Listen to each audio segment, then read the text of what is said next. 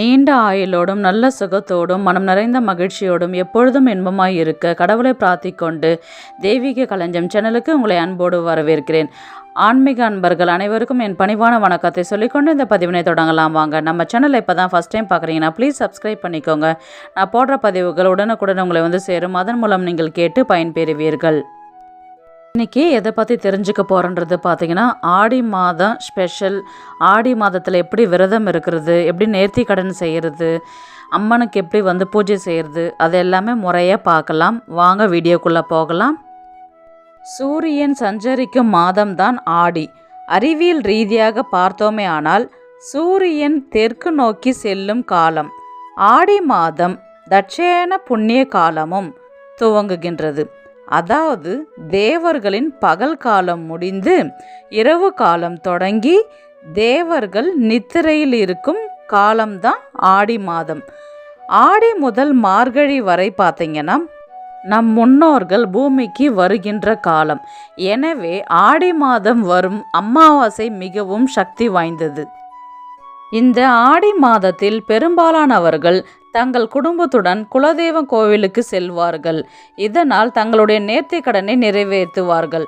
ஒரு சிலர் தங்கள் வேண்டுதல்கள் நிறைவேற ₹1 காணிக்கையாக மஞ்சள் துணியில் முடிந்து வைத்து குலதெய்வம் கோவிலுக்கு செல்லும் பொழுது அதை உண்டியில் சேர்த்து விடுவார்கள். ஒவ்வொரு மாதத்துக்கும் வெவ்வேறு சிறப்புகள் உண்டு. இதில் ஆடி மாதம் பெண் தெய்வங்களை வழிபடும் அம்மன் கோவில்களில் காவல் தெய்வம், குலதெய்வம், எல்லா தெய்வங்களுக்கும் திருவிழா நடத்தும் மாதமாக விளங்குகின்றது. ஆடி வெள்ளி, ஆடி செவ்வாய், ஆடி பூரம் போன்ற பல விசேஷங்கள் உள்ளன. ஆடி மாதத்தில் தொடர்ந்து வரிசையாக பண்டிகைகள் வரும். ஆடி முதல் நாள் முதல் ஆடி அறுதி என்று சொல்லப்படும் ஆடி மாதத்தின் கடைசி நாள் வரை ஒவ்வொரு நாளுமே சிறப்பு வாய்ந்தது. ஆடி மாதம் முழுவதும் சிறப்பு பூஜைகள், விசேஷங்கள் மற்றும் திருவிழாக்கள் நடைபெறும். ஆடி மாதம் எப்பொழுது வருகின்றது என்றால் ஜூலை 17ஆம் தேதி வியாழக்கிழமை தேய்பிறை அஷ்டமி நாளன்று ஆடி மாதம் பிறக்கின்றது. இது கால பைரவருக்கு உரிய நாளாகும். ஜூலை 17ஆம் தேதி வியாழக்கிழமை முதல் ஆகஸ்ட் 16ஆம் தேதி சனிக்கிழமை வரை ஆடி மாதம் உள்ளது. ஆடி மாதத்தில் பெண்கள் அம்மனுக்கு தீபம் ஏற்றினால் கோவிலில் அனைத்து செல்வங்களும் சேரும். ஆடி மாதத்தில் குலதெய்வத்திற்கு மாலை நேரத்தில் தீபம் ஏற்ற வேண்டும். கோவிலுக்கு போக முடியாதவர்கள் வீட்டில் மாலை நேரத்தில் தீபம் ஏற்றி வழிபடும் பொழுது குலதெய்வத்தின் அருள் பரிபூர்ணமாக கிடைக்கும். ஆடி மாதத்தில் குலதெய்வம் கோவிலுக்கு போக முடியாதவங்க ஆடி வெள்ளி, ஆடி செவ்வாய் கிழமைகளை வந்து பார்த்திங்கன்னா துளு மாவு கொஞ்சம் ரெடி பண்ணிவிட்டு ஒரு கைப்பிடி வேப்பிலை, ஒரு கைப்பிடி வெல்லம் போட்டுட்டு பச்சரிசியில் வந்து பார்த்திங்கன்னா மாவிளக்கு போட்டு நீங்கள் தீபம் ஏற்றி ஒரு செம்பில் வந்து தண்ணீரை வச்சு தண்ணி வைத்து நம்ம பூஜை செய்தாலே போதும். அம்மனுடைய அருள், குலதெய்வத்தினுடைய அருள் வந்து நமக்கு பரிபூர்ணமாக கிடைக்கும். ஒவ்வொரு ஆடி வெள்ளிக்கிழமையிலும் செவ்வாய்க்கிழமையும் மாலை நேரத்தில் நிலைவாசப்படியில் வந்து நம்ம தீபம் ஏற்றணும். பூஜை அறையிலும் வந்து தீபம் ஏற்றணும். அப்படி தீபம் ஏற்ற முடியாத ஒரு சூழ்நிலை வந்தால் நீங்கள் அதுக்கு அடுத்த வர வெள்ளிக்கிழமையில் செவ்வாய்க்கிழமையில் நீங்கள் வீட்டெல்லாம் சுத்தப்படுத்திட்டு நீங்கள் தீபம் ஏற்றி வழிபாடு செய்யலாம். ஆடி மாதம் என்றாலே குலதெய்வத்தினுடைய அருள் நமக்கு பரிபூர்ணமாக கிடைச்சாதான் நம்ம குடும்பம் வந்து செழிப்பாக மகிழ்ச்சியாக நோய் நொடியின்றி வாழ்வாங்கன்றது வந்து ஐதீகம். அந்த மாதிரி நீங்கள் ஆடி மாதத்தில் வந்து நீங்கள் குங்குமம், மஞ்சள், வளையல், சிகப்பு, பச்சை இதை வாங்கி நீங்கள் வெள்ளிக்கிழமையிலும் ஆடி செவ்வாய்க்கிழமையிலும் வந்து நீங்கள் பூஜை அறையில் வச்சு நீங்கள் பூஜை செய்யும் பொழுது வந்து பார்த்தீங்கன்னா தீர்க்க சுமங்கலி பாக்கியம் கிட்டும். ஆடி மாதத்தில் 5 வெள்ளி வரும். முதல் வெள்ளி, 2வது வெள்ளி, 3வது வெள்ளி, உங்களுக்கு எந்த வெள்ளிக்கிழமை வந்து உங்களுக்கு வந்து கன்வீனியண்ட்டாக இருக்குதோ, சுத்தமாக இருக்கிறீங்களோ அந்த நாளில் வந்து கூழ் வார்த்து குலதெய்வத்துக்கு நீங்கள் படைப்பது வந்து பார்த்திங்கன்னா ரொம்பவே சிறப்பு, குலம் தழைக்கும் என்று சொல்வார்கள். நீங்கள் வீட்டில் செஞ்சுட்டு படைச்சிட்டு நீங்கள் கோவிலுக்கும் சென்று அங்கேயும் அம்மனுக்கு வச்சு நீங்கள் அந்த கூழ் வார்த்து அதை படைச்சிட்டு அன்னதானமாக நீங்கள் கொடுக்கும் பொழுது வந்து பார்த்திங்கன்னா உங்களுக்கு குலம் வந்து தழைக்கும் என்பதில் எந்த சந்தேகமும் இல்லை. ஆடி செவ்வாய்க்கிழமையில் பார்த்திங்கன்னா மாலை நேரத்தில் மாவிளக்கில் நம்ம தீபம் ஏற்றி வழிபடும் பொழுது குடும்பத்தில் மகிழ்ச்சி நிலைத்து இருக்கும். அது மட்டும் இல்லாமல் திருமணம் தோஷம் விலகும். ஆடி வெள்ளிக்கிழமையில் பார்த்திங்கன்னா அனைத்து வெள்ளிக்கிழமையிலும் வேப்ப மரத்துக்கு நம்ம பூஜை செய்கிறது பார்த்திங்கன்னா அந்த அம்மனே நம்ம வீட்டுக்கு வருவதாக ஐதீகம்.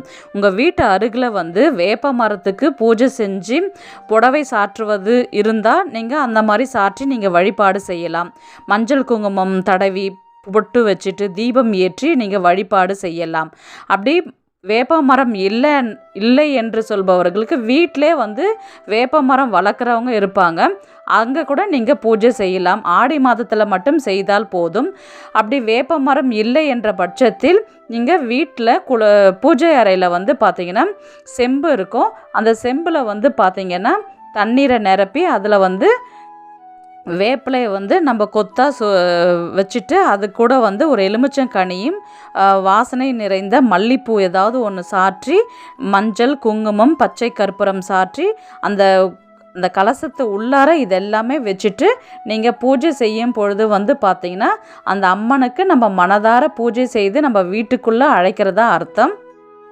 ஆடி மாதத்தில் அம்மனுக்கு பூஜை செய்வது சிறப்பு. அது மட்டும் இல்லாமல் மகாலட்சுமி தேவிக்கும் நம்ம வழிபாடு செஞ்சு நம்ம பூஜைகள் செய்யும் பொழுது அது இன்னும் வீட்டில் நல்ல பலன்களை கொடுத்துவிடும். ஆடி அமாவாசையில் முன்னோர்களுக்கு தர்ப்பணம் கொடுப்பது மிகவும் சிறப்பு. ஆடி பௌர்ணமியில் பார்த்திங்கன்னா சிவனை மனதார நினைத்து கிரிவலம் சென்று வரும் பொழுது நம்ம செய்த பாவங்கள் நீங்கும். ஆடி மாதத்தில் நெய்வேத்தியங்கள் என்ன செய்கிறதுன்றது பார்க்கலாம். கலவை சாதம் செய்து நம்ம படைக்கலாம். புளியோதரை, தக்காளி சாதம், தயிர் சாதம், சர்க்கரை பொங்கல், தேங்காய் சாதம் இதெல்லாம் செஞ்சு நம்ம படைக்கலாம். அப்படி உங்களுக்கு எதுவுமே செய்ய முடியலனாலும் ஒரு இளநீர் நம்ம முழுசாக ஒன்று வாங்கிட்டு மேலே மட்டும் கட் பண்ணிவிட்டு அந்த இளநீர் பச்சை காயோடு வச்சு நம்ம படைக்கணும். அதுக்கப்புறம் பார்த்திங்கன்னா துள்ளு மாவு, வெல்லம், வேப்பிலை கலந்த மாவு நம்ம வைக்கலாம். அதுக்கப்புறம் பானகம், பூக்களில் பார்த்திங்கன்னா தாழம்பூ, தாமரை பூ கிடச்சா ரொம்பவே விசேஷம். அதுக்கப்புறம் எலுமிச்சை மாலை கோர்ப்பது மிகவும் விசேஷமானது. வெள்ளிக்கிழமையும் செவ்வாய்க்கிழமையும் புதிதாக பூஜை அறையில் ஒரு புதிய எலுமிச்சங்கனியை வாங்கிட்டு வச்சு நம்ம பூஜை செய்யும் பொழுது வீட்டில் டிஷ்டி இருந்தாலுமே அது போயிடும்.